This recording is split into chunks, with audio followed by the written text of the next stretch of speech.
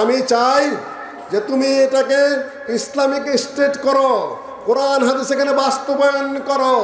তখন সে বলল যে আমি যদি কোরআন হাদিস বাস্তবায়ন করি, এখানে যদি ইসলামিক স্টেট করি, এখানে যদি বিচার ব্যবস্থা চালু করি, তাহলে আমার তো সমস্যা আছে। আমি যে প্রজাদের কাছ থেকে অতিরিক্ত কর নেই ফসলের সময়, সেটার কি হবে, আর মানুষের কি হবে, দেশ চালাবো কি দিয়া, এখন যেটা প্রশ্ন ওঠে, তাই না? ব্যাংক চলবে কি দিয়া, পররাষ্ট্রনীতি চলবে কি দেয়া, বিচারের ব্যবস্থা করবো কি দেয়া, মাথার থেকে হারিয়ে গেছে সম্পূর্ণ। ইসলামের যে কোনো ক্ষমতা আছে এটা হারিয়েই ফেলেছে। আল্লাহ আব্দুল্লাহ আল কাফি আল কুরাইশি রাহিমাহুল্লাহ, তাকেও সেই 59 সালে প্রশ্ন করেছিল পাকিস্তান শাসন কমিশন, ব্যাংকের কি হবে, পররাষ্ট্রনীতি কি হবে, সংখ্যালঘুদের কি হবে। আপনি যে বলছেন, দেখুন দেশের আর কেউ সাহসী পায়নি লিখতে, কোনো হানাফি সাহস পায়নি, কোন আলেম সেখানে এগুলো উত্তর দিতে সাহস পায়নি। সাহস পেয়েছেন আহলে হাদিসদের প্রধান আল্লামা আব্দুল্লাহ আল কাফি। 40টা প্রশ্ন করা হয়েছিল তাকে, এগুলোর জবাব আপনি লিখিত দেবেন। রাষ্ট্রের পক্ষ থেকে তিনি লিখিত দেওয়া শুরু করলেন। এই মুহূর্তে আমি আপনাদের সামনে একটা প্রশ্ন তুলে ধরি। গতকাল আমাদের যে উপদেষ্টা পরিষদ গঠিত হয়েছে, সেখানে তার যে প্রধান প্রফেসর ডক্টর ইউনূস সাহেব আলেমদেরকে ডেকেছিলেন। জানেন নাকি আপনারা কেউ জানেন? আহলে হাদিসের প্রতিনিধি ছিল কিনা? কে? সাইফুল্লাহ আহলে হাদিস, সাইফুল্লাহ ডক্টর সাইফুল্লাহ সৌদি আরবে পড়ে এসেছেন। তিনি আমাদের সাথে উঠেন বসেন, আলহামদুলিল্লাহ, তার অনেক অবদান। কিন্তু আহলে হাদিস ঘরানার নন। আহলে হাদিস ঘরানা এখানে মনে আমাকে আবার খেয়াল করায় দিও মাদানী সাহেবরা, তোমাদের জন্য বলছি, প্রতিনিধি কে হওয়ার কথা। এই বাংলাদেশে জাতীয় পর্যায়ে কিংবা আন্তর্জাতিক পর্যায়ে যদি আহলে হাদিসের কোনো প্রতিনিধিকে ডাকা হয়, 1 নম্বরে কাকে ডাকা হবে? কাকে? সর্ববৃহত্তর সংগঠনের প্রতিনিধিত্ব উনি করেন না। তার জ্ঞান বেশি, তার বয়স বেশি, তার লেখাপড়া বেশি। আমাদের মুরব্বী, এটা নিয়ে কোনো দ্বিমত নাই, আছে। তার বিরুদ্ধে বক্তৃতা তো আমাদের করতেই হয় এবং চলবে ইনশাআল্লাহ। কিন্তু কেউ কি আহলে হাদিসের কেউ কি মাজার ভাঙতে গেছেন? যাবেন না। এই মুহূর্তে আমি নিষেধ করে দিচ্ছি আপনাদেরকে, একেবারে পুরোপুরি নিষেধ করে দিচ্ছি। মাজার পূজা হারাম, মাজার পূজা হারাম। আল্লাহ নবী মাজার ভাঙতে বলেছেন, আল্লাহ নবী এই সকল পূজার কবর ভাঙতে বলেছেন। আলী রাদিয়াল্লাহু তাআলা আনহু বলেন, আনিল আবি হাজ্জাজ আল আসাদি রাদিয়াল্লাহু তাআলা আনহু قال আলা আবআসুকা আলা মা বা'সানি আলাইহি রাসূলুল্লাহ সাল্লাল্লাহু আলাইহি সাল্লাম আল্লা তাদা কবরান মুশরিফান ইল্লা সাওয়াইতা ওয়ালা তিনসারান ইল্লা তামিস্তা। আলী রাদিয়াল্লাহু তাআলা আনহুকে আল্লাহ নবী নির্দেশ দিয়েছেন, যত মাজার কেন, খালি পূজা কেন, উঁচা কবর থাকলেই ভেঙে দেবে। এটা কার নির্দেশ? উঁচা কবর থাকলেই সেটা ভেঙে দিতে হবে। কার নির্দেশ? কিন্তু আপনি কখন ভাঙতে পারবেন? কখন ভাঙতে পারবেন? রাষ্ট্র হলো একদিকে, মাজারের মালিকেরা অন্যদিকে, আর আপনি হলেন অন্যদিকে। আপনি এখন মাজার ভাঙতে পারবেন? মূর্তিগুলা যে বাংলাদেশের ভাঙ্গা হলো, সেদিন আমার উপরে কিছু রাগ করেছে কেউ কেউ। আমি ভেঙেছি? মুসলিউদ্দিন, ডক্টর মুজাফর না, শেখ আব্দুর রাজ্জাক না, তার ছেলে আব্দুল্লাহ বিন আব্দুর রাজ্জাক না, ডক্টর গালেব না।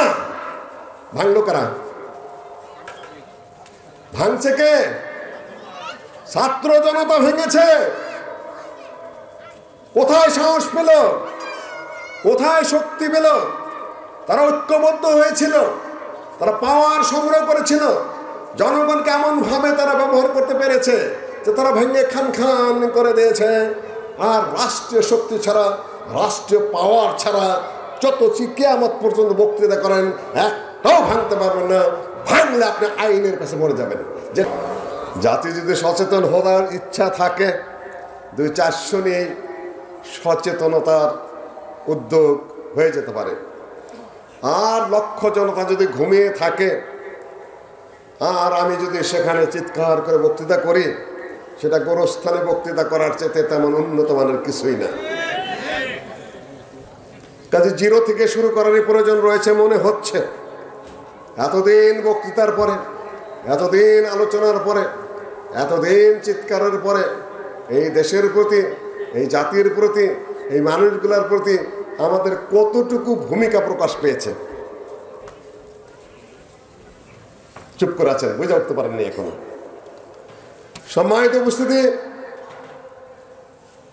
এখনই আমার এক ছোট ভাই মাসুদুল বাসেত বাংলাদেশ জমিয়ত আহলে হাদিসের অত্যন্ত একজন বড় নেতৃস্থানীয় আলেম ছিলেন, জিল্লুত বাসেত সাহেবের পুত্র। উনি বললেন যে আমরা আপনাকে ফলো করে যখন আহলে হাদিস ইতিহাস প্রসঙ্গে আপনি আলোচনা করেন, আজকে অতটা আলোচনা আমি যাব না, দু চারটা কথা বলেই আমি আমার বক্তব্য শেষ করার চেষ্টা করবো ইনশাআল্লাহ আজিজ। এই যে ভূখণ্ডটা, যে জায়গায় আপনি বসে আছেন, ধানীখোলায় সেদিন উল্লেখ করেছিলাম যে আমরা এই দেশের ইতিহাসের মাজা থেকে শুরু করছি, না হলে হাঁটু থেকে।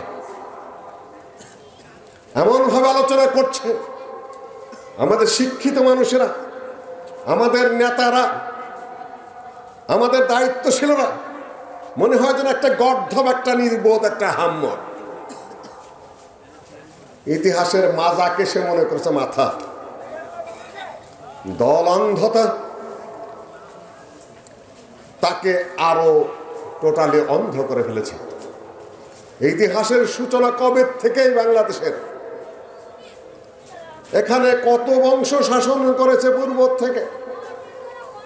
মুসলিম শাসন শুরু হয়েছে এখানে 1202-3 সালে ইখতিয়ার উদ্দিন মোহাম্মদ বখতিয়ারের বঙ্গবিজয় থেকে। খালজি বংশ, ইলিয়াস শাহী বংশ, হোসেন শাহী বংশ, পাঠানদের শাসন, মুঘলদের শাসন, ইংরেজদের শাসন, তারপরে কাদের শাসন? তারপরে কাদের শাসন? আপনি 52 সাল থেকে শুরু করে দেন, আপনি 71 সাল থেকে শুরু করে দেন, আপনি অনুনবার কোন গণ অভ্যুত্থানের সারের বিরুদ্ধে হয়েছে ওইটার থেকে শুরু করেন। এই ভূখণ্ড কি কারো মায়ের পেট থেকে বের হয়েছে নাকি? ফালতু কথা বন্ধ করুন। এই মাটি আল্লাহর দেওয়া। এখানে বহু শাসক শাসন করেছে, ইতিহাসের বহু প্রক্রমার উপর গেছে, বহু এসেছে রাজনীতি, বহুত রাজনীতি গেছে, বহুত শাসক এসেছে, বহুত শাসক গেছে, কিন্তু যায়নি একজনের শাসন। তিনি কে? আল্লাহর শাসন যায় না। আল্লাহকে কেউ বিতাড়িত করতে পারে না। আল্লাহর আরশের ধস নামানো যায় না। তাবারাকাল্লাযী বিয়াদিহিল মুলক ওয়া হুয়া আলা কুল্লি শাইইন কাদির الذي خلق الموت والحياة ليبلوكم أيكم أحسن عملا وهو العزيز الغفور قل اللهم مالك الملك تؤتي الملك من تشاء وتنزع الملك ممن تشاء وتعز من تشاء وتذل من تشاء بيدك الخير وهو على كل شيء قدير তিনি সকল কিছুর উপরে ক্ষমতাবান। সম্মানিত উপস্থিতি, বেশি দূরে যাব না। এই যে ভূখণ্ডটা কত মাইল কে বলতে পারবেন? ভূগোলের কেউ নাই এখানে, ইতিহাস কেউ পড়ে আসেন নাই, কেন সালাফিয়ত নষ্ট হবে। ভূগোল বললে সালাফি থাকবেন না, ইতিহাস বললে সালাফি থাকবেন না, রাজনৈতিক কথা বলে আপনি সালাফি না, অর্থনৈতিক কথা বলে আপনি সালাফি না, আপনাকে জিলাপি হয়ে বসে আছেন। বহুত আগেই বলেছি। এই বলে আমার তুমি ডেকো না মুজাফফর, কেন এক সময় তোমরা যে কয় প্রকারের কথা বলো, পাবলিক কোনো গতিবিধি খুঁজে পায় না। তোমরা ঘুম পাড়ানি মাসে বেশি গান গাও, হায়েজ নেফাজের ওয়াজ করো তুমি চিৎকার করে করে। কোন জায়গায় চিৎকার দিতে হবে সে হদবোধ তোমাদের নাই। মুজাফফরের নামদার বলছি, মুজাফফরকে বলছি না। কাউকে তো সামনে নিয়ে কথা বলতে হয়, তাই না? কাজেই তোমরা বক্তৃতা করতে থাকো, সকালে একটা কবা, দুপুর একটা কবা, বিকালে আরেকটা কবা, তার উল্টাটা মারবা। পাবলিক তো কোনো কিছু বুঝে যেতে পারতেছে না। সম্মানিত উপস্থিতি, ধারাবাহিকতার প্রয়োজন আছে। আমি বলতে চাচ্ছি আপনাদের সামনে, এই যে ভূখণ্ডটা, এতগুলা মানুষ, এতগুলা ছাত্র, এতগুলা শিক্ষক, এই ভূখণ্ডের সীমানাটা বলতে পারতেছে না, কোথাও থেকে আওয়াজ আসতেছে না। সম্মানিত উপস্থিতি, যে ভূখণ্ডটুকু, এই ভূখণ্ডটুকু কার কাছ থেকে ছিনিয়ে আনতে হয়েছে বলেন? তাও জবাব নাই। তারপরেও জবাব নাই। ব্রিটিশ কত বছর শাসন করেছে এই দেশ? প্রায় 250 বছর, প্রায় 200 বছর, কম বেশি 190 বছর। এটা সব ব্রিটিশের দখলে ছিল। হিন্দুরা আর ব্রিটিশ দুই দল মিলে এই দেশটা দখলে নিয়ে রেখেছিল। মুসলিম শাসনের অবসানের পরে তাদের হাত থেকে এই দেশটাকে ছুটিয়ে আনতে সেখানে ফারাইজি আন্দোলন গেছে, সেখানে তিতুমিরের বাঁশের কেলের আন্দোলন গেছে, সেখানে আহলে হাদিসের নামে ওয়াহাবি আন্দোলনে গেছে।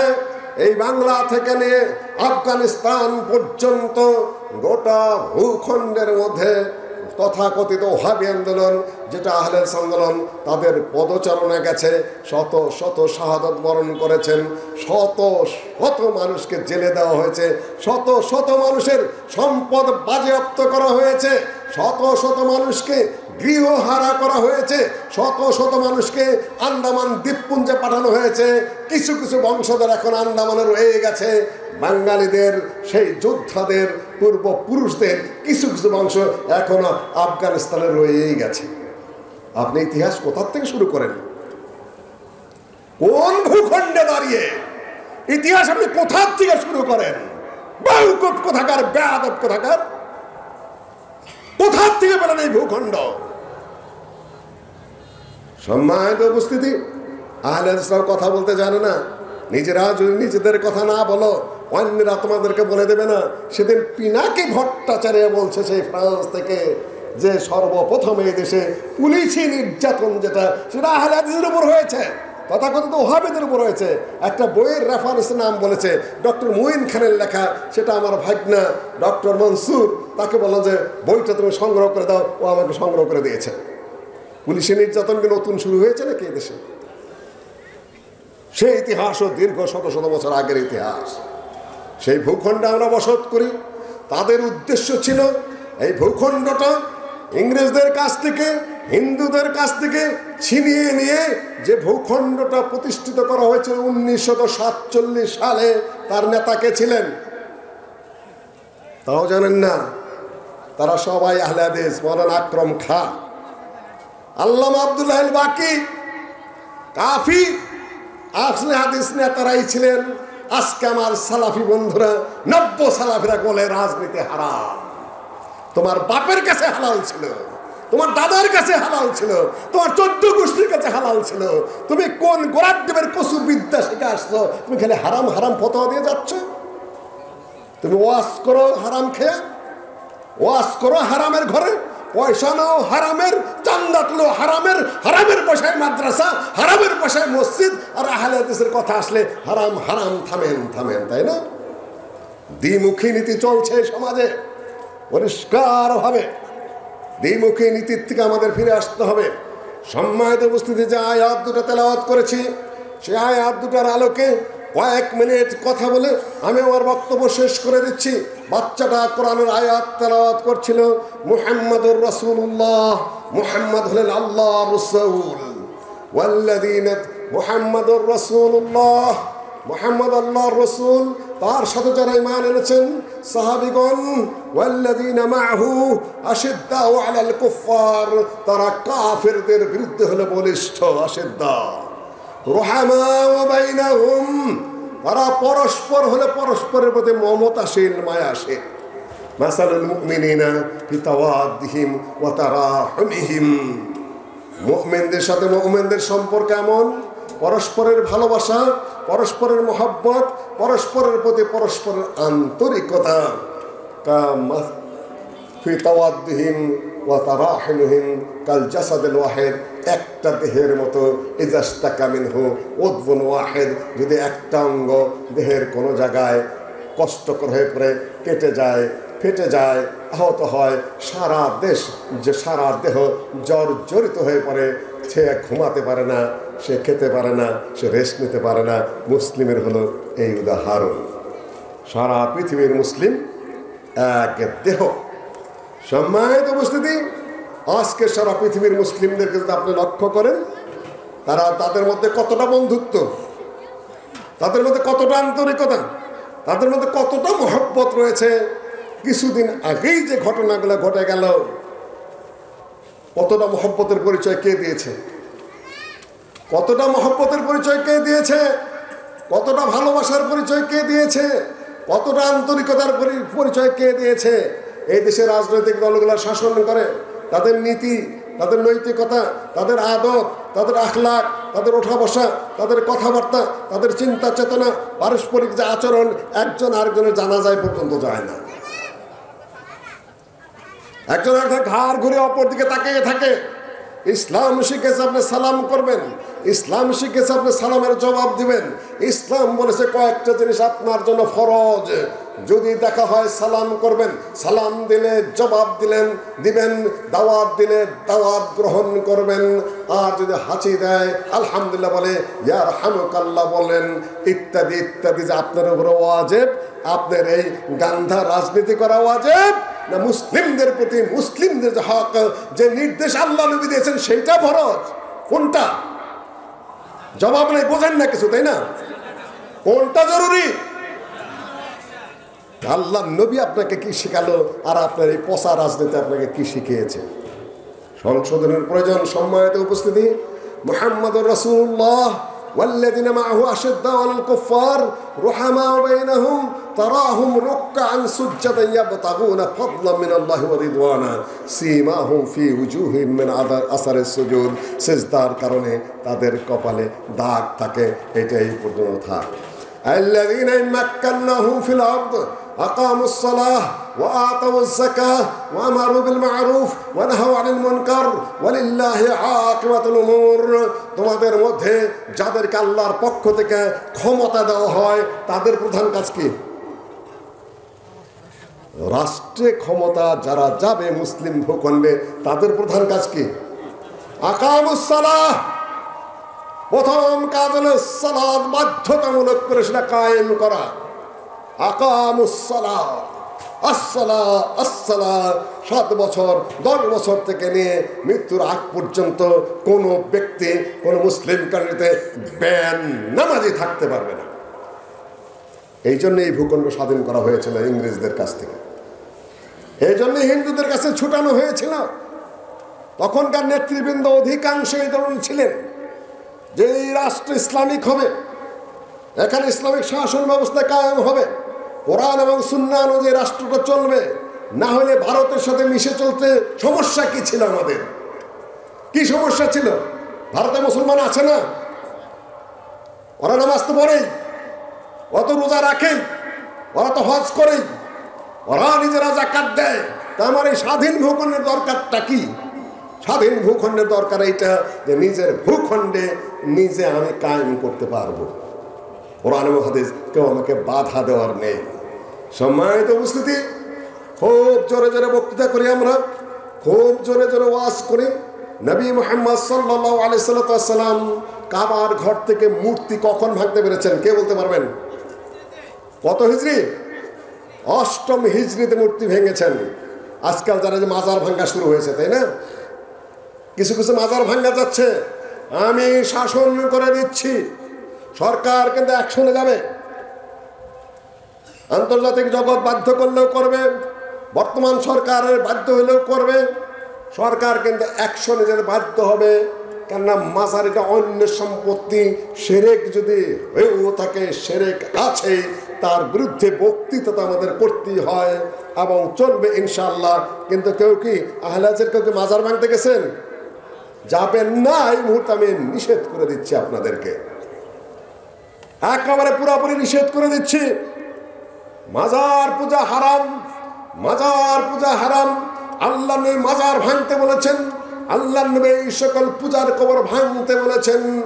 আলী রাদিয়াল্লাহু তাআলা আনহু বলেন, আনিল আবি হাজ্জাজ আল আসাদি রাদিয়াল্লাহু তাআলা আনহু قال আলা আবআসুকা আলা মা বাসানি আলাইহি রাসূলুল্লাহ সাল্লাল্লাহু আলাইহি সাল্লাম আল্লা তাদা কবরান মুশরিফান ইল্লা সাওয়াইতা ওয়ালা তিনসারান ইল্লা তামিস্তা। আলী রাদিয়াল্লাহু তাআলা আনহুকে আল্লাহ নবী নির্দেশ দিয়েছিলেন, যত মাজার কেন, খালি পূজা কেন, উঁচা কবর থাকলেই ভেঙে দেবে। এটা কার নির্দেশ? উঁচা কবর থাকলেই সেটা ভেঙে দিতে হবে। কার নির্দেশ? কিন্তু আপনি কখন ভাঙতে পারবেন? কখন ভাঙতে পারবেন? রাষ্ট্র হলো একদিকে, মাজারের মালিকেরা অন্যদিকে, আর আপনি হলেন অন্যদিকে। আপনি এখন মাজার ভাঙতে পারবেন? মূর্তিগুলা যে বাংলাদেশের ভাঙ্গা হলো, সেদিন আমার উপরে কিছু রাগ করেছে কেউ কেউ, আমি ভেঙেছি মুসলিউদ্দিন, ডক্টর মুজাফর না, শেখ আব্দুর রাজ্জাক না, তার ছেলে আব্দুল্লাহ বিন আব্দুর রাজ্জাক না, ডক্টর গালেব না। ভাঙলো কারা? ভাঙছে কে? ছাত্র জনতা ভেঙেছে। কোথায় সাহস পেল? কোথায় শক্তি পেল? তারা ঐক্যবদ্ধ হয়েছিল, তারা পাওয়ার সংগ্রহ করেছিল। জনগণকে এমন ভাবে তারা ব্যবহার করতে পেরেছে যে তারা ভেঙে খান খান করে দিয়েছে। আর রাষ্ট্রীয় শক্তি ছাড়া, রাষ্ট্রীয় পাওয়ার ছাড়া যত কিয়ামত পর্যন্ত বক্তৃতা করেন, একটাও ভাঙতে পারবেন না। ভাঙলে আপনি আইনের কাছে মরে যাবেন। যেটা ভাঙবেন ঘাড়ে ধরে আপনাকে সেটা বানিয়ে দিতে হবে। নবী সাল্লাল্লাহু আলাইহি সাল্লাম ৬ষ্ঠ হিজরিতে কাবার ঘরে মূর্তি ছিল সেই অবস্থায় তওয়াফ করেছেন, না মূর্তি ছাড়া অবস্থায় তওয়াফ করেছেন? কে বলতে পারবেন? কাবার ঘরে মূর্তি ছিল কি ছিল না যখন আল্লাহ নবী কাবার ঘর তওয়াফ করেছেন? বলতে পারতেছেন না? কাবার ঘর যখন তওয়াফ করলেন তিনি মদিনার থেকে গিয়ে, কাবার ঘরে মূর্তি ছিল কি ছিল না? জায়েজ হলো কি না জায়েজ হলো? আল্লাহর নবীকে জায়েজ না জায়েজ কে ঠিকাবে? ফতোয়া কে দিবে? আমাদের ফতোয়া নিয়ে আল্লাহর নবী কাজ করবেন, তাই না? ভালো করে বোঝার চেষ্টা করো হুজুর ভাইরা। মূর্তি রয়ে গেছে, আল্লাহ নবী তওয়াফ করছেন, আল্লাহ নবী শিরক করলেন না তাওহীদের উপর আছেন? কোন নবী কোনদিন শিরক করেছেন না? শিরক নস্যাৎ করানোর তিনি এসেছেন, কিন্তু কাবার ঘরের তওয়াফ করছেন আল্লাহর নবী। মূর্তিগুলো অবশিষ্ট রয়েছে। আমাদের দেশের মতো জিলাপি মার্কা মুক্তি হলো, সাথে শিরক শিরক বলে চিৎকার মারতো, তাই না? নবীও শিরক করেছে, নাউজুবিল্লাহ। কত খেসারে ফুসুরি আছে, মিথ্যা কথার কোনো জুড়ি নাই। আন্দোলন একটা ধারাবাহিকতা, কার্যক্রমের নীতি পদ্ধতি। নবী সাল্লাল্লাহু আলাইহি ওয়াসাল্লামের সিরাত, কখন কোন কাজ করেছেন সেটার মধ্যে আপনার শিক্ষণীয় বিষয় রয়েছে। আপনার বোধ শক্তিকে অনেক চাঙ্গা করতে হবে। আপনার হাতে নাই কোনো ক্ষমতা। আমি খাই অন্যের চান্দা, ওয়াজ করে আরেকজনের মাহফিলে, আমি করে একজনের পয়সা দেয় বিল্ডিং, আর আমি যা মূর্তি ভাঙবার জমো, তাই না? আমার ওই সাধ্য আছে, আমার ওই সামর্থ্য আছে, আমার চলতে হয় অন্যের দাওয়াত খায়া, আর আমি ওইখানে যাব, তাই না? তোমার অস্তিত্ব থাকবে। নবী মুহাম্মদ সাল্লাল্লাহু আলাইহি সাল্লাম সাহাবীদেরকে গঠন করেছেন মুহাম্মাদুর রাসূলুল্লাহ ওয়াল্লাযিনা মাহু। নবী সাল্লাল্লাহু আলাইহি সাল্লামের সঙ্গী সাথী যারা আল্লাহ নবীর আদর্শে, আল্লাহ নবীর চিন্তা চেতনায়, আল্লাহ নবীর সংস্পর্শে, আল্লাহ নবীর শিক্ষায় দীক্ষায় এমন মহাপুরুষ হয়ে উঠেছেন যাদের ব্যাপারে এই কোরআনের আয়াত একটি পরে আয়াতের মধ্যে রয়েছে, কাযারইন আখরাজা শাতআহু ফাআযারাহু ফাস্তাগলাযা ফাস্তাওয়া আলা সুকি। এই আন্দোলন, ইসলামিক আন্দোলন, নবী মুহাম্মদ সাল্লাল্লাহু আলাইহি সাল্লামের সংগ্রাম হলো একটা ধানের শীষের মতো। কাযারইন আখরাজা শাতআহু ফাআযারাহু, সেটা শক্তিশালী হলো। ফাস্তাগলাযা, আরো মোটা তাজা হলো। ফাস্তাওয়া আলা সুকি, তার মাজার উপরে শক্তভাবে দাঁড়িয়ে গেল। নবী সাল্লাল্লাহু আলাইহি সাল্লামের মাক্কি জীবনী ও মাদানী জীবনের আন্দোলনের ধারাবাহিকতার উদাহরণ আল্লাহ এই আয়াতের মধ্যে দিয়েছেন, যেটা এই বাচ্চাটা তেলাওয়াত করে গেল। বুঝেছেন কিছু আপনারা?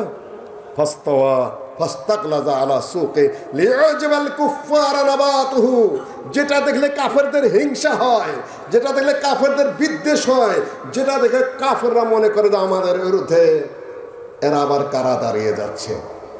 সাহাবীগণের চরিত্রে গড়ে ওঠা সবচেয়ে বড় বিষয়, সেই আবেদনের, সেই চিন্তায়, সেই চেতনায় নিজেদেরকে গড়ে তোলা অত সহজ ব্যাপার নয়। শ্রোতা হওয়া অনেক সহজ, একটা স্লোগান দেওয়া অনেক সহজ, কিছু কিছু বিল্ডিং বানানো অনেক সহজ, কিন্তু একটা মানুষকে মানুষ হয়ে ওঠা এত সহজ নয়। বক্তৃতার মধ্যে আমি বলে থাকি ৩১৩ জন একেবারে সাধারণ মানুষ একেবারে কাফেরদেরকে ধ্বংস করে দিল। এই ৩১৩ জনকে যেই সেই মানুষ, ৩১৩ জনকে সোজা মানুষ, এই ৩১৩ জনকে দুর্বল মানুষ, এই ৩১৩ জনকে একটা নর্মাল মানুষ নাকি? আল্লাহ নবীর সাথে উঠতে বসতে, আল্লাহ নবীর কথা শুনতে শুনতে, নির্যাতন সহ্য করতে করতে, জুলুম সহ্য করতে করতে, দেশান্তরিত হতে হতে, অনাহারে অর্ধাহারে থাকতে থাকতে, মাঠে ময়দানে লড়তে লড়তে তারা এমন মহাপুরুষ হয়ে গেছেন যে 313 জন কেন 3 লক্ষ তাদের সামনে কিছুই না। এক একটা মানুষকে মানুষ হয়ে গড়ে ওঠা অত সহজ নয়। আপনাকে ওই চিন্তায়, ওই চেতনায়, বলিষ্ঠ মানসিকতায় আপনাকে গড়ে উঠতে হলে আপনি কিছু করতে পারবেন, না হলে পারবেন না। এখন তো বহু পোস্ট পজিশন খালি নাকি? আগের সরকার চলে গেছে, এখন তো বহুত পোস্ট পজিশন খালি নাকি? কিছুই বুঝতেছেন আমার কথা? খালি। যুগের পর যুগ ওয়াজ করলাম, কয়টা পোস্ট তোমার মানুষদের তুমি ফিল আপ করতে পেরেছো বলো? ইউনিভার্সিটির কয়টা পোস্ট আমি ফিল আপ করতে লোক পাই না। কলেজের পোস্ট দাও, কাকে তুমি ফিল আপ করবা? আর্মির পোস্ট দাও 2-4টা লোক, কোথা থেকে ফিল আপ করবা? বিচার বিভাগের 100-র উপরে বেঞ্চ, হাইকোর্টে মাত্র 20টা বেঞ্চ গঠন করা সম্ভবপর হয়েছে। এখনো 60-70টা বেঞ্চে বিচারপতি দেওয়ার লোক নাই। নাই, আপনি কোথা থেকে দিবেন? গড়েই তোলা নেই তুমি কমকে। খালি কয়েকটা মুন্সি তৈরি করেছ, তাদেরকে শিখেছে রাজনীতি করা যাবে না, তাদেরকে শিখেছে মাঠে যাওয়া যাবে না, তাদেরকে তোমরা শিখাইছ নানান কিছু শিখেছ, ভালো করেছো, না খারাপ না, কিন্তু যেটুকু শিখাও নাই ওইটুকুই যে জাতির প্রয়োজন। কি শিখেছ? জাতিকে গড়ে তোলা শুধুমাত্র এক দিক থেকে হয় না, বহু দিক থেকে তাদেরকে গড়ে তুলতে হয়। এই হলো আমার ফার্স্ট চ্যাপ্টার। দ্বিতীয় চ্যাপ্টার, একটি আন্দোলন হয়ে গেছে। আমি পক্ষে বিপক্ষে কিছুই বলবো না, আমি এটাও বলবো সাহসিকতার সাথে, খুব ধোয়া তুলসী পাতার অপেক্ষা করছি না। ওগুলো আমরা দেখে এসেছি। আহলে হাদিসের উপরে 45 জন মানুষ বন্দি কারা করেছিল, সে দাগও আমাদের মনের থেকে শুকায় না, সেটা আমরা জানি। যেখানে কা তৈল হ্যায় উসিখানে কা খোল হ্যায়, যেখানের তোল সেইখানের খোল। একই দেশের মানুষ, হঠাৎ করে জালেম চলে গেলে আর ফেরেশতা চলে আসবে, এই অবান্তর কল্পনা আপাতত আমরা করি না। তবে পার্থক্য আছে কিছুটা। এত ধারাবাহিক জুলুম, এত নির্মম জুলুম, একেবারে এইভাবে জুলুম করে আনন্দ পাওয়া, কিছু মনে না করা, এই যে একেবারে এই ধরনের দৃশ্য এই দেশে আসে নাই। এই ধরনের দৃশ্য আসে নাই, যেটা উচিত হয়নি সেটা পতন হয়েছে। আবার কিসের অপেক্ষা করছি? কার অপেক্ষা করছি? মানুষ কই? এতদিন পর্যন্ত ওয়াজ কইরা এখন যদি বলি এই বাংলাদেশে 300 ভালো মানুষের নেতৃত্ব চাই, কয়টা পাবেন? একটা নাম ধরে নিয়ে আসেন, তার চরিত্র ঘাটেন, কার জমি দখল করেছে আগে, কার বিরুদ্ধে কয়টা মামলা তো খালি দিছে, খাইছেন, আপনারা কয়টা দিচ্ছেন সেটা হিসাব আছে। সেগুলো তো কিছু কিছু আমাদের জানা আছে। সম্মানিত বুঝতে কেউ খেলোয়াড় কম না। যদি সংশোধিত না হতে পারেন 300 জন ভালো মানুষ আমরা আশা করি না, সম্ভবপরই নেই বাংলাদেশে কোথাও না। ইউনিভার্সিটির না, কলেজে না, মাদ্রাসা না, প্রতিষ্ঠান না, মসজিদে না, কোথাও না, বিচার বিভাগেও না, আইন বিভাগেও না, শাসন বিভাগেও না। খালি একটা বোতল চেঞ্জ হবে, পুরাতন বোতলে আবার নতুন মদ ঢুকবে, আর মদ হালাল হয়ে যাবে নাকি? এই জন্য আন্দোলনে কেবল আপনারা রাজনৈতিক আন্দোলন করেন, ক্ষমতায় যান, ওটা আমাদের জন্য খুব বেশি বড় বিষয় নয়। আমাদের বিষয় হলো মানুষের পরিবর্তন, জাতির পরিবর্তন, নেতার পরিবর্তন না, নীতির পরিবর্তন। মানুষকে যদি নবী মুহাম্মদ সাল্লাল্লাহু আলাইহি সাল্লামের আদলে সাহাবীদের মতো সেই মানহাজে যদি আপনি গড়ে তুলতে না পারেন, শুধু বোতল চেঞ্জ হবে, মদ চেঞ্জ হবে না। মত চেঞ্জ হবে না, হবে কোথার থেকে? আপনি দাবি করলেই হবে নাকি? আমরা চিনি না কাউকে, আজকে জন্মিয়েছে কে পৃথিবীতে? সবই তো আমাদের চোখের সামনে। সম্মানিত উপস্থিতি, তাই বলে আমি হতাশ করছি না, কেন বর্তমান যাদের আসার সম্ভাবনা তাদের নেতার বক্তব্য আমি শুনছি। লন্ডন থেকে বক্তব্য দিচ্ছেন, বক্তব্য অত্যন্ত মাপা, বেশ মার্জিত, দেশের নেতৃত্ব দেওয়ার মতো যোগ্যতা হয়েছে বলে মনে হয়। যদি তার মুখের কথা আর অন্তর যদি এক হয়ে থাকে, তাহলে আপাতত ভালো আশা করা যেতে পারে। কিন্তু বাকিগুলাকে তাকে সঠিক পথে চলতে দিবে? সম্মানিত উপস্থিতি, কাজেই আমি এতটুকু বলতে চাই, তার বক্তব্য যাদের ক্ষমতা আসার সম্ভাবনা, নিশ্চয়তা বলতে পারবো না, তারা তার বক্তব্যগুলো সেটা হজম করার চেষ্টা করেন, কোরআন হাদিস আস্তে আস্তে বোঝার চেষ্টা করেন। একদিনে কোরআন হাদিস চাপিয়ে দেওয়া সম্ভবপর নয়, কারণ এই মানুষ গড়ে তোলার টাইম লাগবে, বহুত বহুত বহুত টাইম। কিন্তু সেই লাইনে আমরা আলোচনাই করি না, সেই লাইনে আলোচনাই করি না। আমার ভাইরা সৌদি আরব থেকে পড়াশোনা করে এসেছেন, আমিও পড়াশোনা করে এসেছি। এই যে 3 তৌহিদ মুখস্থ করাইতেছেন দৈনিক মসজিদে, মাদ্রাসায়, সবাই সর্বত্র, ওই ওয়াজের সাবজেক্ট ওই 3টাই। আলহামদুলিল্লাহ, সবচেয়ে গুরুত্বপূর্ণ ব্যাপার সেটাই। কিন্তু সৌদি আরবে শাসন করে কারা? সৌদি আরবে শাসন করে কারা? আমার ছোট ভাই এসে উপস্থিত হয়েছেন মাদানি, উনি ওই দেশের ভালো ছাত্র, এখানেও ভালো ছাত্র। ওখানে কাজী কারা? জাস্টিসকে সৌদি আরবে, সৌদি আরবে বিচার বিভাগের বিচারপতি কারা? সৌদি আরবের পার্লামেন্টের সদস্য কারা? সৌদি আরবের শাসন বিভাগের সদস্য কারা? তোমরা তো দেখে এসেছো, এখানে অন্ধের ভান করো কেন? আর ওটাকে একদিনে হয়েছে সবাই আলেম, দেশের বড় বড় আলেমেরা ভাইস চ্যান্সেলর, দেশের বড় বড় ওই ধরনের শিক্ষিতরা, পুলিশ অফিসার। এই দেশে যদি আত্মীয় থেকে শুরু করবেন, তো আমাদের সে গালি আর কি। ওই দেশে যদি পুলিশ ইমামতি করে, কেউ কিছু মনে করে? আমরা পুলিশ ইমামতি করছে, কোথাও রাস্তায় চলছে, বাস আল্লাহু আকবার বলে দাঁড়িয়ে গেছে। পুলিশে ঘুষ খাবে কোথার থেকে? পুলিশ আবার ঘুষ খায় কিসের? ঘুষই নেই তো আবার খাবে কি? প্রচলনই নাই। পুলিশের দায়িত্ব বিশাল, পুলিশের সততার উপর নির্ভর করে মানুষের জীবনের প্রত্যহিক আচরণ। পুলিশ কাকে কি কোন আচরণ করবে তার উপর নির্ভর করে দেশের বহু কিছু। আর সেই পুলিশ যদি ঘুষ খায়, সেই পুলিশ যদি মিথ্যা কথা বলে, সেই পুলিশ যদি অন্যায় মামলা দেয়, সেই পুলিশ যদি অন্যায় মামলা নেয়, সেই পুলিশ যদি হিংস্র হয়, সেই পুলিশের ভয়ে মানুষ অস্থির থাকে, তাকে তো আত্মীয় থেকেই শুরু করবে গালিটা, তাই না? সম্মানিত উপস্থিতি, এই পরিবর্তন কোথা থেকে করবেন আপনি? রাষ্ট্রীয় পরিবর্তন ছাড়া এটার পরিবর্তন করা আপনাদের জন্য কতটুকু সম্ভবপর হবে? হাওয়া থেকে তো পরিবর্তন আসবে না। আমরা স্পষ্টভাবে লক্ষ্য করেছি, আল্লাহর নবী বলেছেন, আল কুদাতু সালাস, বিচারপতিরা হয় 3 শ্রেণীর। এক শ্রেণী হলো, আবার বলবো হাদিসে আবার বিচারপতির কথা আছে নাকি? আমার ভাইয়েরা যেভাবে ওয়াজ করেন তাতে তো মনে হলে নাই।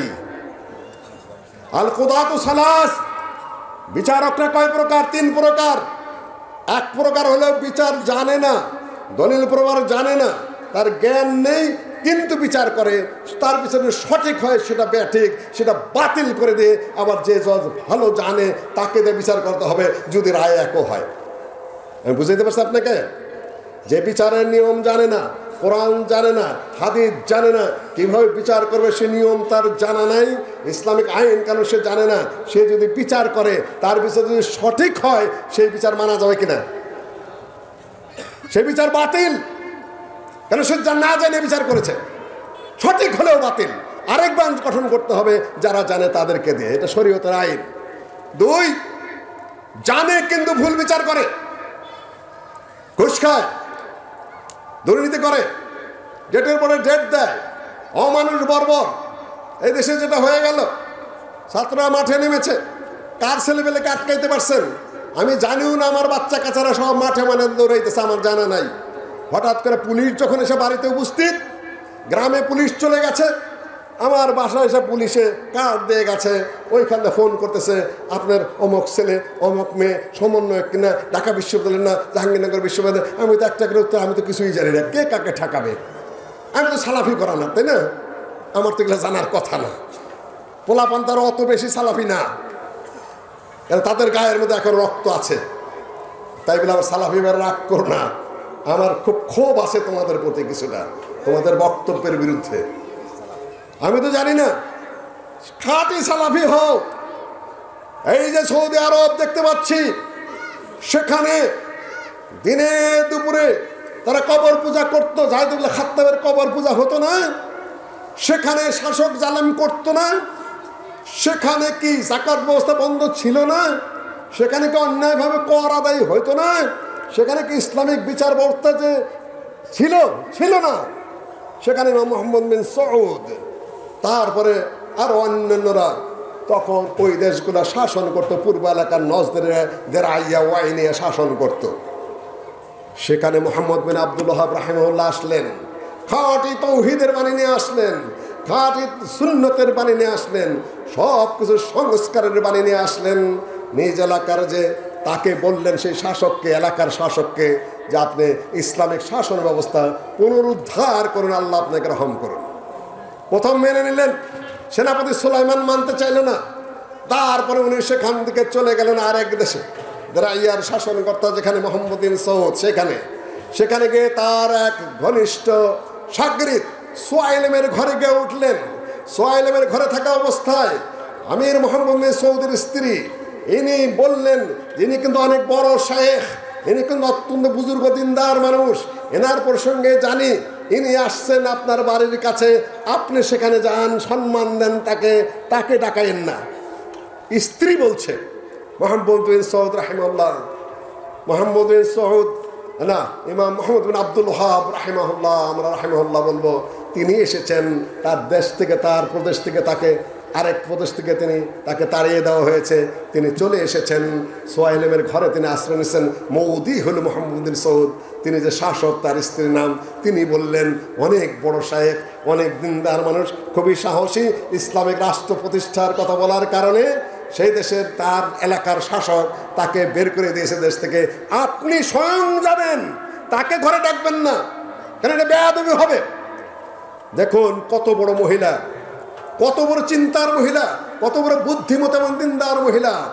এই শাসক চলে গেলেন ইমাম মুহাম্মদ বিন আব্দুল ওয়াহাবের যেখানে আশ্রয় আছে, মেহমান আছেন, সেইখানে গিয়ে সালাম করলেন। সালাম করার পরে কথোপকথন হলো। কথোপকথনের পরে বললেন যে, আচ্ছা শেখ, আপনি কি চান? যে আমি চাই যে তুমি এটাকে ইসলামিক স্টেট করো, কোরআন হাদিস এখানে বাস্তবায়ন করো। তখন সে বলল যে আমি যে কোরআন হাদিস বাস্তবায়ন করি, এখানে যে ইসলামিক স্টেট করি, এখানে যে বিচার ব্যবস্থা চালু করি, তাহলে আমার তো সমস্যা আছে।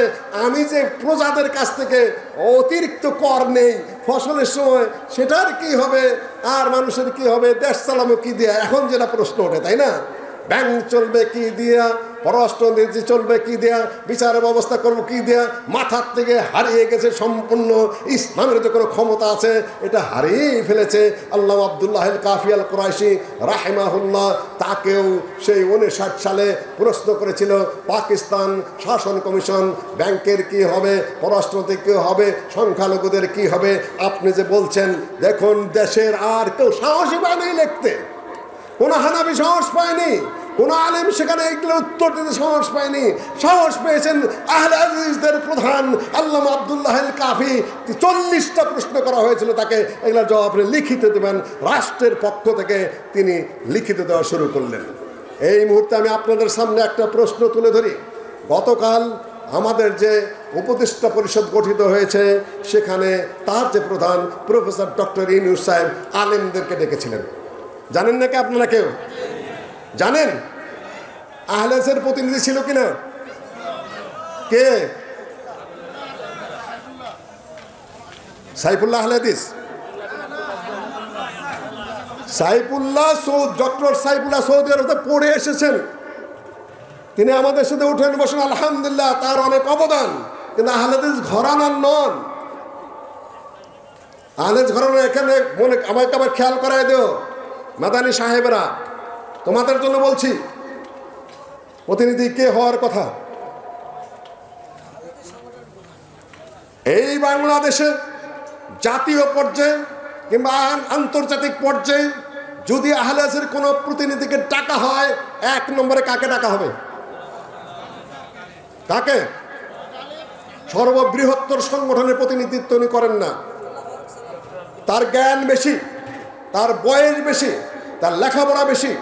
আমাদের মুরব্বী, এটা নিয়ে কোনো দ্বিমত নাই। আপনারা যেটা বলছেন ওই অ্যাঙ্গেল থেকে রাইট। আপনি বৃহত্তর সংগঠন এবং প্রাচীন সংগঠন মনে করেন, তাহলে তার প্রধানকে, যিনি থাকুন না কেন, তিনি চেয়ারের প্রধান। তিনি চেয়ারের প্রধান। তাহলে ডাকবে কাকে সরকার? একজন ডাকলে ডক্টর আব্দুল্লাহ ফারুককে ডাকবে, 2 জন ডাকলে তার সাথে সাথে গালেবকে ডাকবে, আর আমি মসলিউদ্দিনকে যদি সরকার জিজ্ঞাসা করে কারে চাবো, তাহলে আমি কার নাম বলবো? আমাকে 1 নম্বরে দেওয়া ছিল। 2 নম্বরে আব্দুল্লাহ বিন আব্দুর রাজ্জাক। হঠাৎ করে সে অফিস থেকে ফোন এসেছে 1টার পরে। আমি তো সিরাজগঞ্জ প্রোগ্রামের দিকে যাচ্ছি, নিকট আত্মীয়, থতমত খেয়ে গেছে। বলছে আপনার নাম যে 1 নম্বরে এসেছে, আপনি নাকি এখন আহলে হাদিস যারা নেতা আছে তাদের মধ্যে মুরব্বী নড়াচড়া করতে পারেন। তবে আর কে? বললো যে ডক্টর আব্দুল্লাহ বিন শেখ আব্দুল্লাহ বিন আব্দুর রাজ্জাক। আমি সাথে সাথে, তবে নিকট আত্মীয় বলে সে বিব্রত বোধ করেছে।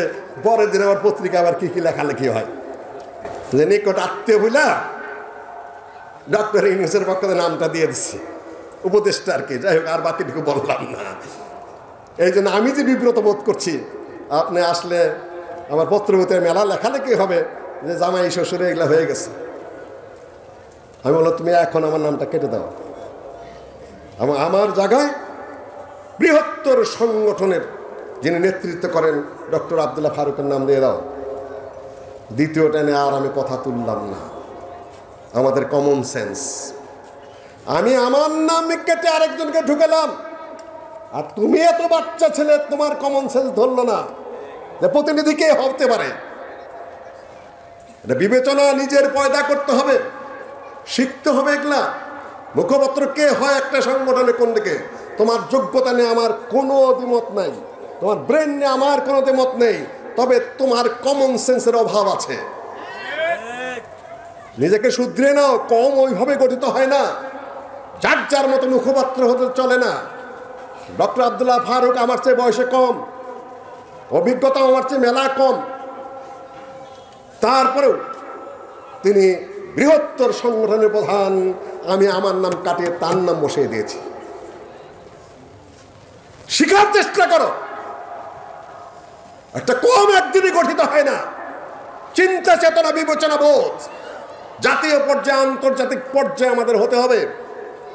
সম্মানিত উপস্থিতি, এটা আমি বলতে আসছি এই জন্য যে আর সবাই বক্তা কার উপর কারা বক্তৃতা করবে করো, কিন্তু জাতীয় পর্যায়ের বিষয় আছে, আন্তর্জাতিক পর্যায়ের বিষয় আছে। কোথায় যে কাকে ফেস করতে হবে সে ব্যাপারে তার মুখপাত্র আছে। সেদিন বলছিলাম ধানীখোলায় যে আওয়ামী লীগের 3 জন মুখপাত্র ছিল এক সময়, মাহবুব আলম হানিফ আর হাসান মাহমুদ সাহেব আর কাদের সাহেব। পরে 2 জনকে অফ করে দেওয়া হলো। কাদের সাহেব আধা মারা মানুষ, একাই অক্টোপাসের মধ্যে বেকাতারা হয়ে কইতে থাকতেন। জামাতের মুখপাত্র 1 জন, তাদের আমি ডাক্তার সাহেব। আর আহলে হাদিসের মুখপাত্র শেষ নাই, সবাই মহাপণ্ডিত। মহাপণ্ডিত হও, কিন্তু কথা বলতে যায় না। কোন জায়গায় কার কথা বলতে হবে সেটা তোমরা বুঝে বলার চেষ্টা করো, নাহলে জাতি ধ্বংস ছাড়া কখনো আগাতে পারবে না। কালকা ডাকলা, যাওয়া হলো, নাম আসলো, হাসির রোল পড়ে গেছে সারা দেশে। আহলে হাদিসের কোনো বয়স্ক মানুষ নাই, আহলে হাদিসের কোনো আলেম নাই, আহলে হাদিসের কোনো ফেস নাই। আমি তুমি আরো বড় হওয়া দোয়া করি, কিন্তু অসময়ে কুকর্ম করো না, শেখার চেষ্টা করো। বলবে তুমি এরকম নাম ধরে বলো, হ্যাঁ নাম ধরে বাপ বেটার সামনেই বলি। কম অত সহজে গঠিত হয় না, কোনোদিনও ডাকা হবে না। আমি আমার নিজের নাম কেটে দিলাম, আর তোমার কমন সেন্স অ্যালাউ করলো না, তুমি কি করবা? সম্মানিত উপস্থিতি, মুখপাত্র ধানীখোলায় বলেছে সবাই মুখপাত্র সাজতে যেও না। মুখপাত্র কে হতে পারে তোমার? এইখানে আমি আবার ফিরে আসছি। মোহাম্মদ বিন আব্দুল ওয়াহাব রাহিমাহুল্লাহ তিনি যে উপস্থিত হয়েছেন, বিবি সাহেব বলে দিলেন শাসকের, আপনি যাবেন, ইনি জন্য আসেন। জিজ্ঞাসা করলেন আপনি কি চান? যে কোরআন হাদিস তুমি প্রতিষ্ঠা করো, তোমার হাতে এই প্রদেশের ক্ষমতা আছে। যে আমার কি হবে তাহলে? আমি তো খাজনা তুলি, এই করি সেই করি। উনি বললেন যে কোনো সমস্যা নাই, আল্লাহ তোমাকে দিয়ে দিবে, ভরে দিবে ইনশাআল্লাহ, আমি সাথে আছি এবং দোয়াও করব। পরে যে হাতে হাত রাখলেন মোহাম্মদ বিন সৌদ, তিনি হাত বাড়িয়ে দিলেন, ও সুতিয়া শেখ, হে শেখ আপনি হাত বাড়িয়ে দেন। ও বাইকা, আমি আপনার কাছে বায়াত করছি। কে বায়াত করলো? আলেমের হাতে শাসক না শাসকের হাতে আলেম? আলেমের হাতে শাসক বায়াত করেছে। সালাফিরা ভালো করে শুনে নাও, পরিস্থিতির দাবি আছে কিছু কিছু, খালি একঘেয়ে চিন্তা ভাবনা করে কথাবার্তা বলো না। হিসাব করে কথা বলতে হবে। আলেমের কাছে শাসকে বায়াত করেছে, আদম ও বেলদম। ও আরেকটা শর্ত করেছিলেন যে আমি ইসলামী রাষ্ট্র কায়েম করতে যাব, শেখ আপনি যদি আবার আমাদেরকে ছেড়ে আরেক দিকে চলে যান, বলছেন না আমি তোমার সাথে থাকবো। অভয় দিলেন তিনি, শেখ অভয় দিলেন। তারপরে বেঁচে থাকলে তোমার সাথে বেঁচে থাকবো, ধ্বংস হয়ে গেলে তোমার সাথে ধ্বংস হয়ে যাব, রক্তের বদলে আমি রক্ত দেব, তোমাকে ছেড়ে আমি যাব না, তুমি ইসলামিক রাষ্ট্র কায়েম করো। সেই দেশ এখন সৌদি আরব, তার নামেই সৌদি আরব, মোহাম্মদ বিন সৌদের নামে। যে শাসক মোহাম্মদ বিন আব্দুল ওয়াহাব শেখের সাথে বায়াত করেছিলেন, সেই দেশ তো। তারপরে কত যুদ্ধ হয়েছে কবর পূজারীদের সাথে, তুর্কিদের সাথে, কত সেনাবাহিনী সেখানে প্রস্তুত করতে হয়েছে। তারপরে না এখন সৌদি আরব। এমনভাবে আমার এক ভাই ওয়াজ করে মদিনার থেকে, নাকি ওই সৌদি আরব থেকে মনে হয় যেন সৌদি আরব এরকমই ছিল।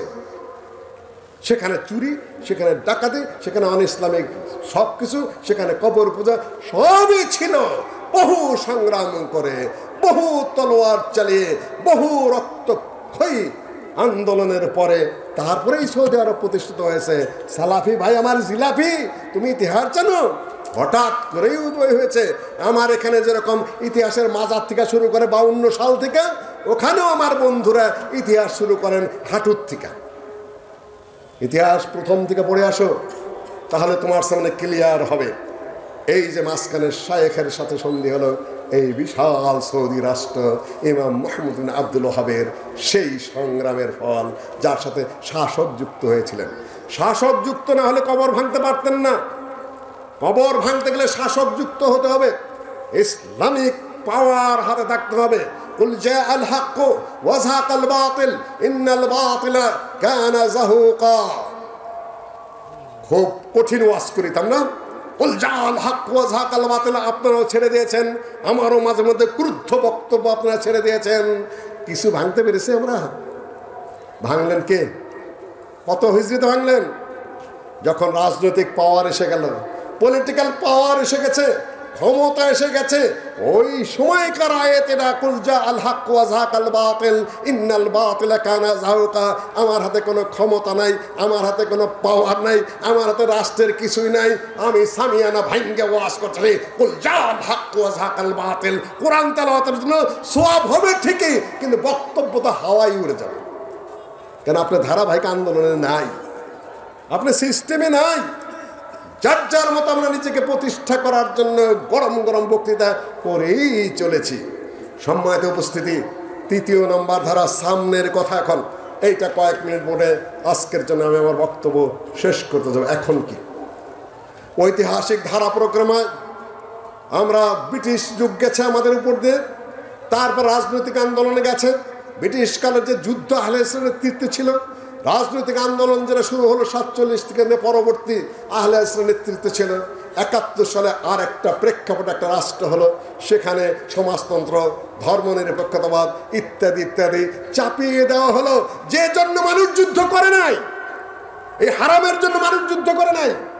ওই জাতীয়তাবাদকে ওটা মানুষ চেনে না, সমাজতন্ত্র নেতাও বোঝে না। যদি বলি নেতা ভাষণ দিচ্ছেন, সমাজতন্ত্র কি বলেন তো দেখি? ওর সাধ্য আছে বলবে?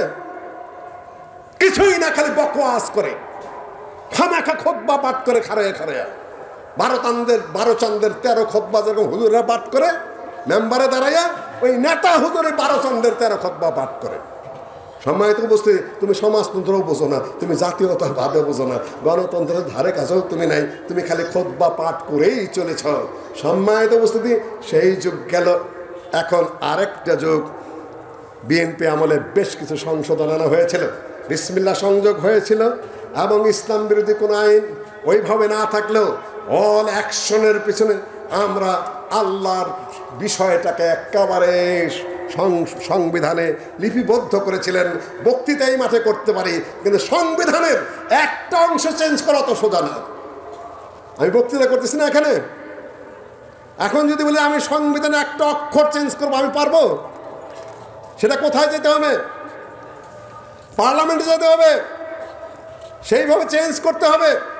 বক্তৃতা ঘন্টার পর ঘন্টা করতে পারবো, মাঠঘাট কাঁপিয়ে দিতে পারবো, কিন্তু সংবিধানের একটা অক্ষর যদি আমি চেঞ্জ করতে যাই, সেখানে কি করতে হবে? আমাকে ওইখানে যেতে হবে। যাওয়ার পরে এখন আবার এই ছাত্র জনতার আরেকটা আন্দোলনের মাধ্যমে একটা পট পরিবর্তন হয়েছে। এখন আহলে হাদিসের ভূমিকাটা কি করবেন? একটু আগেই বলেছি, জোয়ার যখন আসে, যখন আন্দোলন শুরু হয়, কেউ কাউকে রুখতে পারে না।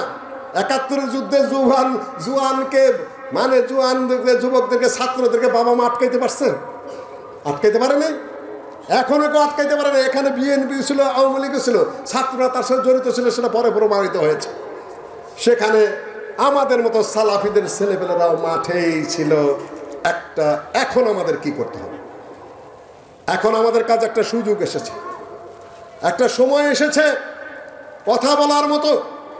আপনি ইসলামের পক্ষে পূর্ণাঙ্গ কথা বলতে পারেন, ইসলামী রাষ্ট্রনীতির পক্ষে কথা বলতে পারেন, ইসলামী আইনের পক্ষে কথা বলতে পারেন, ইসলামী বিচারের পক্ষে আপনি কথা বলতে পারেন। আপনি রাস্তায় দাঁড়িয়ে দাবি জানাতে পারেন। এখানে কোনো এখন গোয়েন্দাও নাই, গোয়েন্দা আছে কিন্তু পুলিশ নাই, অ্যারেস্ট কখন হবেন তা নিয়ে অত চিন্তা নাই। কিন্তু কিছু কিছু হচ্ছে না তা না, আমরা ওই ধরনের অ্যারেস্ট পছন্দ করি না। সালাফি মঞ্চ থেকে বলছি, যার দোষ নেই তাকে অ্যারেস্ট করবেন না। সে একই কাজে যদি হয় তো পরিবর্তন হলো কি? সুনির্দিষ্ট কেস ছাড়া কেউ কাউকে অ্যারেস্ট করবেন না। ওটা বেআইনি, এটা অন্যায়। এই কাজ করবেন না। কোনো প্রিন্সিপালকে হটায় দেয় নিজের প্রিন্সিপাল বসাবেন না। কোনো ইমামকে হটিয়ে দে আরেক ইমাম বসাবেন না। এগুলো সবই জুলুম, এটা সবই অন্যায়। একজনের ছবি নামায় দেয়, আরেকজনের ছবি আবার সেখানে টানায় দেবেন, ওইটা না জায়েজ, আবার এটা আবার জায়েজ হয়ে যাবে, দুটাই না জায়েজ। ওইটা আর করবেন না আপনারা, কেন আপনারা মুসলিম। ছবি ওইভাবে টানানো হারাম, এটা মাথার মধ্যে রেখেই চলেন। ওই বক্তব্যগুলো লন্ডন থেকে যেটা আসে, একটু ধীর স্থিরভাবে বোঝার চেষ্টা করেন যারা ওই দল করেন। সম্মানিত উপস্থিতি, এখন বক্তৃতা করতে পারছি, আমরা কথা বলতে পারছি, বই প্রকাশ করতে পারছি।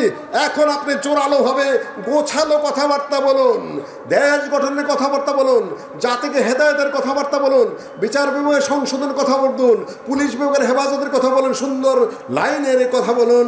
আপনি ছাত্রদেরকেও সঠিক পথে চলার জন্য নির্দেশ দিন। মোমবাতি জ্বালানো শুরু করে দিয়েছিল ছাত্ররা। কি করব? বললে হয়তো আপনি খারাপ মনে করবেন। এখন আমার মেয়ে পর্দা করে, এতে কোনো সন্দেহ নাই। সেও এক ইউনিভার্সিটির সমন্বয়ক, পরে জানতে পারলাম পুলিশ করে আমার বাসাতে। আমি জানি না, শুনলাম যে আহতদের নিহতদের স্মরণে মোমবাতি প্রজ্বলিত হবে।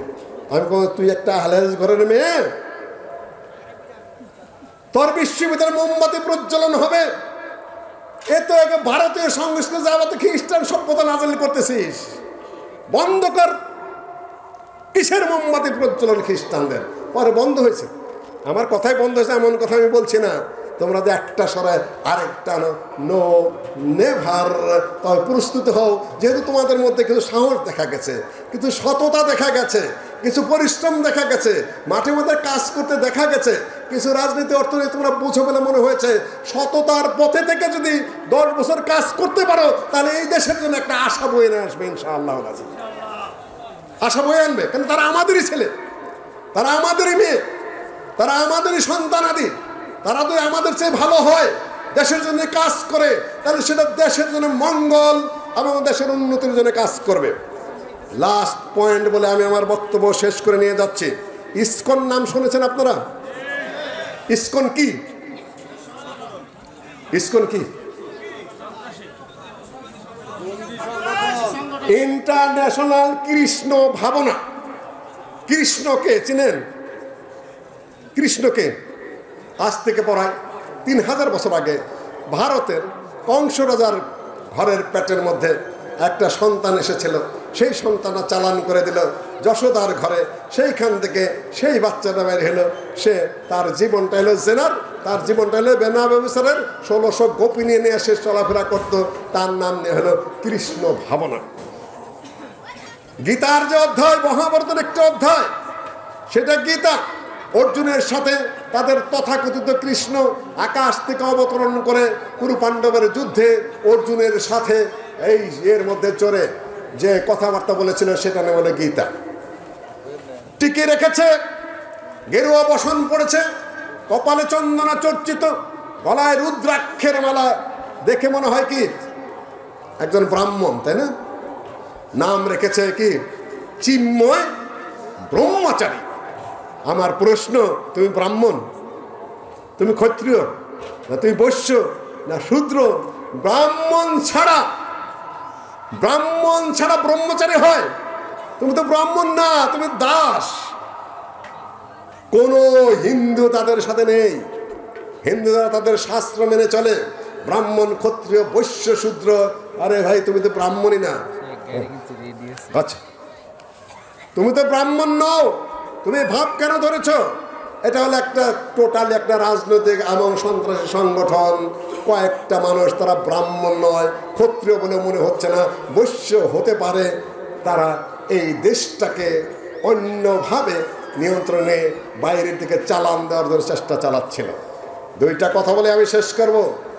আজ 15 বছর যাবৎ কেউ কিছু মনে করবেন না, যেটা বাস্তব, সকল পোস্ট পজিশনেই হিন্দুদেরকে বসানো হয়েছে। অধিকাংশ ক্ষেত্রে যেটা ব্রিটিশ বসিয়েছিল, মুসলমানদেরকে সকল পোস্ট পজিশন থেকে সরিয়ে দিয়ে হিন্দুদেরকে বসিয়েছিল কে? ইংরেজরা। সে একই কায়দায় ওসি বলেন, ডিসি বলেন, আমার মাদ্রাসার প্রিন্সিপাল বসিয়েছিলেন। জায়গায় জায়গায় কত কিছু করলেন, কত ধরনের ছুটি ছাটা ঘোষণা করলেন, কত মৃত্যু দিবস, জন্ম দিবস ঘোষণা করলেন। আন্দোলনের পরে সেগুলোর খবর আছে না। এদেশের কৃষ্টি, কালচার, ধর্মীয় ভিত্তি অত্যন্ত মজবুত। এগুলা করে শুধু নিজেরাই অভিশপ্ত হয়েছেন, ক্ষমতা হারিয়েছেন। সামনে যারা আসবেন তারা যদি ওই পথে হাঁটেন, একই হাসর হবে। কেন? দেশ একটা, মানুষ একই, এদেশে গ্রহণ করা হবে না। নিজেদেরকে সামনে সতর্ক থাকবেন।